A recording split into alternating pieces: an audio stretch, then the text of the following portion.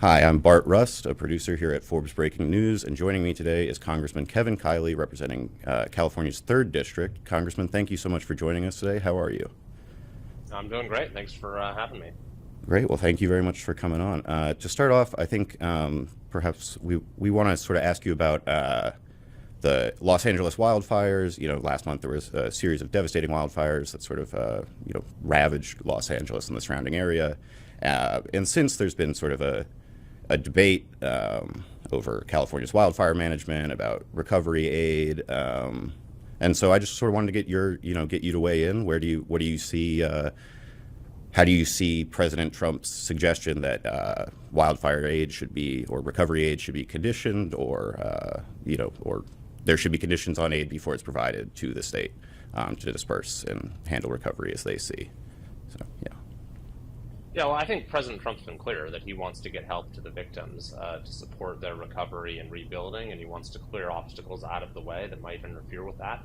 And indeed, he devoted the 4th full day of his presidency to going to Los Angeles, to seeing the devastation firsthand, to doing a bipartisan roundtable that I was a part of. So I think the president's commitment is very clear. And what I've said is, there's a lot of terminology being thrown around as to what this package is going to look like. What we need is safeguards to assure the money actually gets to the victims. What we don't want is funds to get allocated, but they don't actually help anyone. They get swallowed up by some bureaucracy, or they go for something for which they're not actually intended. So that's the way I've been framing it. We need to get aid to victims. We need to get it there as quickly as possible, and we need to have appropriate safeguards to assure that it gets to the folks it's intended for. At the same time, we need to recognize how we got to this point, that California has had absolutely misguided, really insane policies around fire and forest management and water for a long time, and it's only gotten worse in recent years. We have 20 million acres of overgrown forests in California. We have completely backwards regulations that make it inordinately difficult to do just common sense forest management that would reduce fire risk. And then we also have water policies that send a good portion of our water straight to the ocean, and that cause storms to, cause reservoirs to overflow because we don't have sufficient capacity. And then we end up in drought seasons and we don't have enough water. So this really does need to serve as a wake-up call that should have happened a long time ago, because a lot of us have been talking about this for a long time, but that California needs to fundamentally reform its approach to these issues. Absolutely. And you mentioned that this has been a sort of a long-standing issue and a long-standing topic of debate. How do you see this package specifically sort of tackling some of those issues related to management and water? Are those discussions that are happening within, like, what are those? I guess what I'm asking is, what does that look like, or what will that look like when we get closer to a final package, perhaps? Well, we've already started on some of these things with the Fix Our Forest Act, which was passed by the House last week. It's a bill I'm a sponsor of that streamlines forest management projects, that tries to curb frivolous litigation, and that seeks in a variety of ways to implement common sense, science-based forest management policies. And we're going to be actively urging California to follow suit when it comes to its own state laws. But the reality of the situation is that there are a lot of ways in which federal and state policy intersect when it comes to forest management and when it comes to water. We've got a lot of land in California that's state-owned, a lot of land that's federally owned. We have water systems that, there's a lot of interplay between what's managed by the state and what's managed by the federal government. And so that gives us a good deal of capacity and even leverage to induce appropriate changes in state law. And so I think that's what you're going to see. In fact, you've already seen it to some extent with the president's executive order, but we're going to be moving very aggressively to use every tool we have at our disposal here, including the tools of oversight. We did a hearing last week shining a light on how California has failed so fundamentally in so many ways. But we're going to use every tool we have to try to protect California's communities from disasters like this happening again, because unfortunately the political leaders in California, like Gavin Newsom, don't seem very interested in that. You mentioned Gavin Newsom. Funny you bring him up. I was going to ask, sort of, how do you see? He was just in D.C. I assume speaking to, I don't know if he spoke to you or not, but speaking to lawmakers, sort of about, I assume, California issues largely, but about wildfire recovery. How do you see sort of Governor Gavin Newsom's role in sort of in this appropriations process, or working with him to address these issues? As you've stated previously, he's spearheaded misguided or perhaps inappropriate forest management system. So I'm sort of curious how you see the federal, the Congress's role in working with the governor to get this aid to people.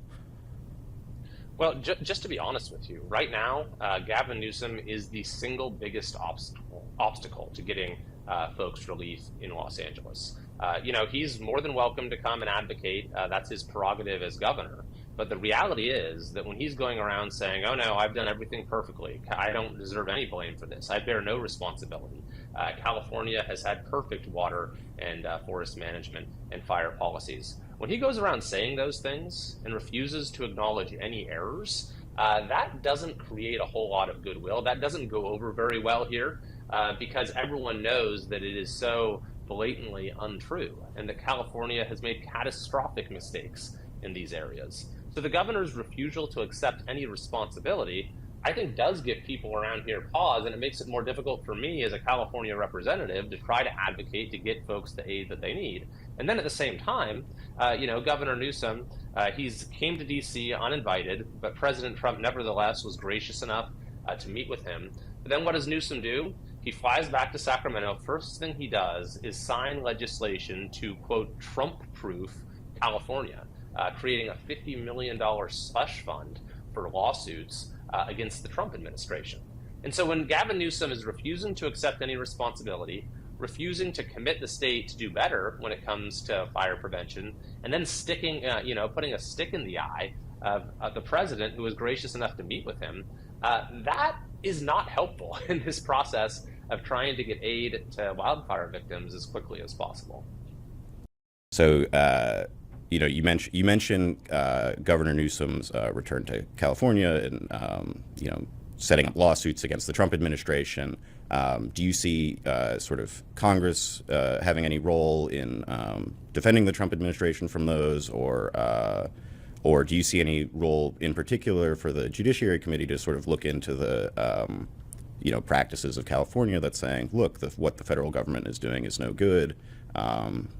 Or do you see any role for the Judiciary Committee to sort of combat that narrative? Yes, absolutely. We already held a hearing last week holding Newsom to account for the failed water and fire policies that we have in California. But more broadly, I've put out a plan to Newsom-Proof California. Newsom's talking about Trump-proofing the state. I think we need to Newsom-proof the state. And we have a lot of tools at our disposal for doing that. For example, I've introduced legislation to effectively overturn the sanctuary state that Newsom is a champion of California that prohibits local law enforcement from cooperating with the immigration authorities. We've already had success in turning back these EV mandates that Newsom has promulgated, mandates not just for electric cars, but for trains and buses, and school buses even, lawn mowers, leaf blowers, you name it. And I've introduced legislation as well to rein in the California Coastal Commission, which has been an absolutely out of control agency in the state with Newsom appointees on it. And so Newsom's policy of giving free Medi-Cal, that's what we call Medicaid in California, so free taxpayer-funded health care to every single undocumented immigrant in the state. That costs Californians $6.8 billion per year. So I've introduced legislation to roll that back. And so, yes, we're going to have a very, I think, common sense-based set of policies that are specifically designed to push back against the policies in California that are utterly lacking in common sense. So you bring up, I think you bring up Newsom-proofing in response to Trump-proofing, and I guess my question is, to Newsom-proof the state, you have to wait about 2 years, I believe, right, for an election. You'll likely have a new Democratic governor in 2026. Is it about Newsom-proofing more generally, or is it about like Democratic politician proofing? Or so how do you see those efforts over the next 2 years in the lead up to the next California gubernatorial election? Well, I think for the next 2 years, Newsom is the ultimate lame duck. Not only is he going to be termed out, but he is historically unpopular. He's been measured of having the lowest approval rating of any governor in the country. And so I think that our goal is simply to render him irrelevant using the tools that we have at the federal level, as well as the state initiative process, where last year we passed a measure over Newsom's opposition to effectively make crime illegal again in California, which it wasn't before. So we've made big progress already. And we have a lot of plans to continue down that road of effectively making Newsom irrelevant, pushing back against his catastrophic policies, restoring common sense and sanity to California. But yes, at the end of the day, Newsom is obviously, I believe, the worst governor in recent memory in California, but he didn't create each and every problem the state has. What he did is kind of put every problem on steroids and brought this long-term decline of California to a total free fall. So to the extent that we're Newsom-proofing California and charting a new course, we're also shifting a trajectory that has been going in one direction for far too long. And I believe that change of trajectory has already occurred when you look at recent really promising results in the election, as well as with voter registration. So we'll see what happens in 2026. I think Republicans are going to offer up some very strong candidates. There's rumors that Kamala Harris might even try to run as the Democrat candidate, which could make the election a very contentious and close one. But when I talk to folks around California, everywhere I go, people are really excited about the future of our state. They have hope for the first time. And I think we're building a broad coalition of people that really transcends partisan lines, but simply wants to restore sanity to our state. Any chance you might be throwing your hat in the ring? You mentioned talking to people around the state for 2026. Just have to do my due diligence. Got to ask. Sure. No, I mean, I think my place is here, using the tools that we have as part of the majority in D.C. to fight back. Absolutely. And speaking of that majority, I'm going to pivot to your congressional work or your congressional duties again. The president has brought up, I think will be of interest to you as a member of the Education Committee, the possibility of abolishing or dismantling the Department of Education. I would want to get your stance on that. What do you make of that proposal or those reports, and would you support that? Well, I think that what the president recognizes is that education has been on a failing trajectory in America for quite a while now, and this was evidenced most recently, just a couple weeks ago, with the new test scores for the National Assessment of Education Progress, which shows that we continue to decline. Our scores in math and reading for our kids, 4th grade and 8th grade, across the board, keep getting lower. And this is depriving young people of the opportunities that they deserve in life, and is also casting a pall over the future of our country when our young people are not being educated in the way that they should. And so I do think that we need to examine what has the role of the federal government been in failing to arrest this decline, or perhaps even in facilitating it in some perverse way. So that's what we're looking at right now. And I do think that part of the solution is going to be looking at how the bureaucracy is organized and how funding is allocated. And I think that's something that the president cares a lot about, is decentralizing the delivery of education funds. So they're not being delivered out of bureaucracies in Washington, D.C., but rather being put in the hands of local decision makers and educators, so that they can get directly to schools and to classrooms and students, and they can be spent in a way that reflects the priorities and the values of those communities. Right. And since those reports and those ideas have sort of come out, have you heard from your constituents either support or opposition to potentially abolishing the Department of Education? Well, I think that what folks are excited about is that they can have greater autonomy and control over education dollars. And so that's, and whatever direction this debate goes, and there's a lot of proposals out there, there'll be many more. That's the fundamental result that I want to get to, is making sure that the folks that I represent have more direct control over how their education dollars get spent. I want to leave you with one last question, perhaps a more exciting or optimistic one. What pieces of legislation are you most excited for in the 119th Congress, as the Republican majority looks to make its footprint or make its stamp on the Congress? Yeah, well, I mean, we're going to have this reconciliation process that is just, has so much opportunity where we can extend tax cuts from real tax relief to folks across the country, especially in California, where we can roll back all kinds of harmful regulations that were put in place by the Biden administration, where we can unleash American energy by enhancing our capacity to produce energy right here in the United States. And we can start to reform our government and get and make government more efficient and performance based, and get our ballooning national debt under control, which is such a grave threat to our country right now, as well as to provide the president the tools that he needs to secure the border, which he's already started delivering on that. But we have a role in Congress in making sure that there's the manpower and the resources and the technology and everything else. When it comes to my own legislation, I've introduced a number of bills that I think are very important. I mentioned the bill we call it the Freedom to Cooperate Act, to essentially obviate the sanctuary state in California.